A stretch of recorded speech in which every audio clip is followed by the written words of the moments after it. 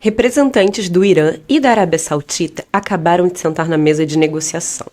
Eles ficaram juntos nessa mesa durante 5 dias. Os arquirrivais do Golfo Pérsico concordaram em retomar as relações diplomáticas, um feito com certeza bastante histórico. Entretanto, esse não é o maior fator que aconteceu. O maior fator é que ambos os vizinhos deram as mãos a um país asiático em específico, a China. Desde a Revolução Islâmica que ocorreu lá em 79, a Arábia Saudita e o Irã, eles acabam não se dando lá muito bem, né? E por mais de uma década, eles apoiaram partidos completamente opostos em vários conflitos em regiões diferentes do Oriente Médio, como, por exemplo, na guerra por procuração que a gente observa no Iêmen. Eu comentei brevemente sobre o porquê que o Irã e Israel possuem tanto desafeto em um vídeo aqui já do canal. Se você quiser, então, um resumo assim, bem rapidinho e fácil, não deixa de ver esse vídeo. Mas vamos agora voltar à questão do Irã e da Arábia Saudita. As relações entre os países, de forma diplomática, né, estavam em frangalhos há pelo menos 7 anos.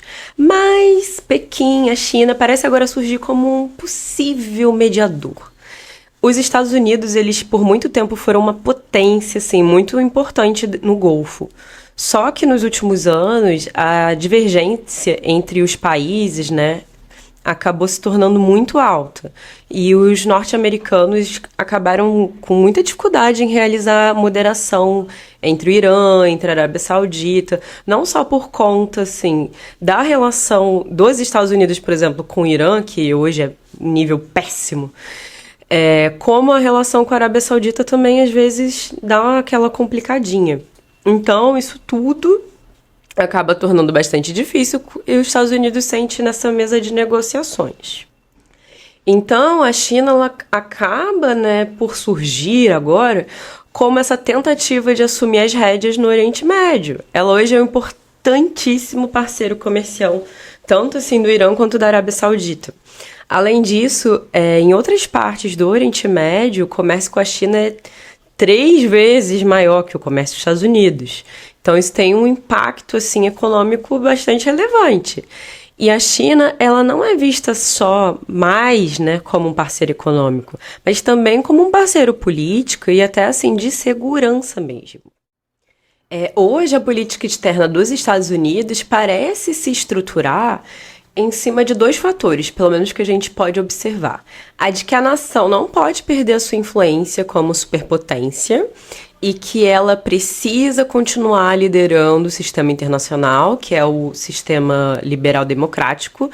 E se você quer saber mais sobre como a China está desafiando a atual ordem global liberal, não deixa de ver meu vídeo sobre a nova ordem mundial chinesa.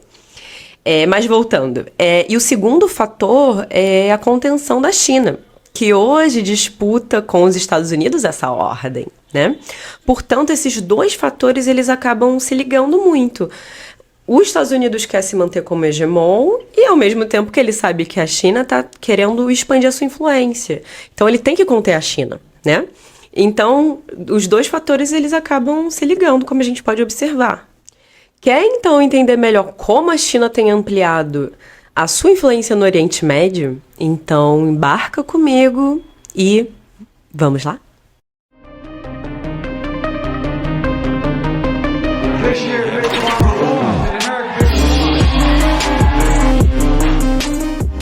Eu sou Bárbara Martinelli, seja muito bem-vindo ao canal Voz Armada, seu canal que descomplica o hospício que é o mundo da geopolítica e, claro, do militarismo. Não é de hoje que o Irã e a Arábia Saudita se sentam para discutir para reduzir as suas tensões, né? Mas a China, ela parece agora sentar na mesa como um importante player de mediação. Então, assim, com esse fato, a China alavanca toda a sua influência no Oriente Médio. Ela passa a construir laços diplomáticos muito importantes. Sabemos que hoje a gente está num período da humanidade em que a competição entre os Estados Unidos e a China, por essa ordem internacional, ela está em andamento, né? A gente está presenciando isso ao vivo. E Pequim, ela parece adotar uma estratégia para tentar substituir a influência dos Estados Unidos. que antes tinha um grande peso na região. Cabe ressaltar que essa influência foi bastante prejudicada no governo Obama, mas eu não vou entrar aqui em política externa. Esse acordo mediado pela China é uma tentativa de reduzir os embates existentes entre os países. Entretanto, cabe ressaltar que ele é bastante vago, então a gente ainda não pode falar de fato que ele vai trazer resultados significativos. A gente vai ter que ver na prática se vai ou não. Mas, enfim, a China tem um incentivo claro para pressionar por uma solução diplomática para essas tensões.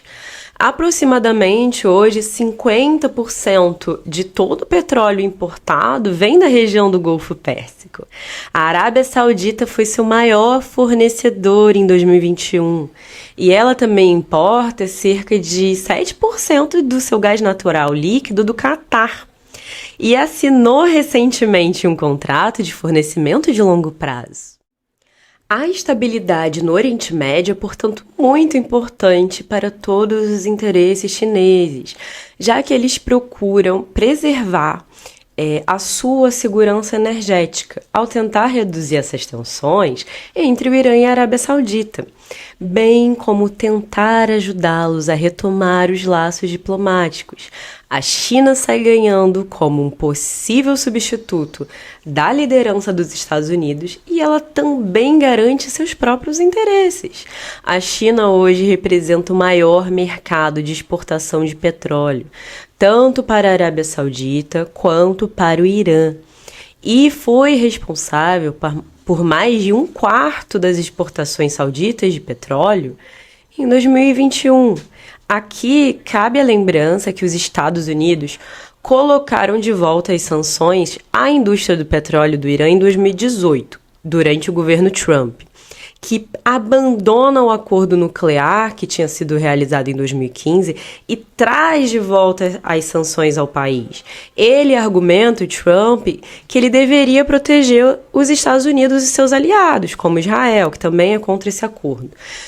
E ele afirma que o acordo ele permitia que o Irã continuasse enriquecendo o urânio. E, portanto, esse acordo e nada era a mesma coisa.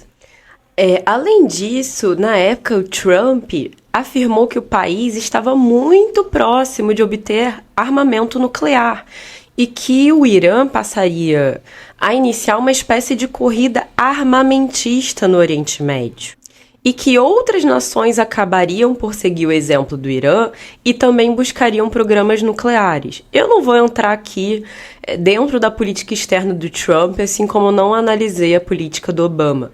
Mas fato é que isso tudo fez com que o Irã fosse empurrado para os braços dos chineses.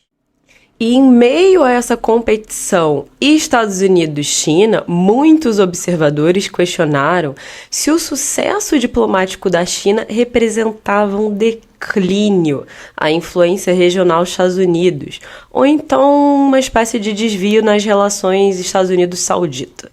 Embora as autoridades chinesas neguem que estão tentando preencher qualquer vácuo regional, eles ficaram, fato é, felizes em deixar que outros chegassem a essa conclusão por eles. O que nós podemos observar é: a China tenta, por meio da expansão diplomática, aumentar a sua influência no Oriente Médio. O próximo passo, entretanto, caso ela queira de fato se firmar, como o próximo hegemon da ordem internacional, talvez seja desafiar os Estados Unidos enquanto garantidor da segurança da região do Oriente Médio. A questão que fica com esse último fator é: a China expande a sua influência diplomática na região, mas quanto mais ele começar a se posicionar nesse tabuleiro, mais ela também poderá ser tragada para os conflitos que existem lá. E poderá entrar em uma zona de batalha bastante espinhenta, vendo seu adversário, os Estados Unidos, lá. Ela vai apoiar algum grupo. Os países da região não parecem ter a mesma paciência que outros países ao redor do mundo, e eles vão cobrar a China. Cedo ou tarde, ela vai ter que se posicionar no Oriente Médio. Por aqui eu sigo observando, e eu vou deixar as conclusões, como sempre, para vocês. Eu sou Bárbara Martinelli e esse é o Voz Armada. Se você gostou desse conteúdo, você já sabe. Curte, compartilha e se inscreve no meu canal. Quando eu chegar em 1000 inscritos, eu vou fornecer totalmente gratuita, uma aula gratuita de propaganda de guerra. Muito obrigada por assistir o vídeo e tchau!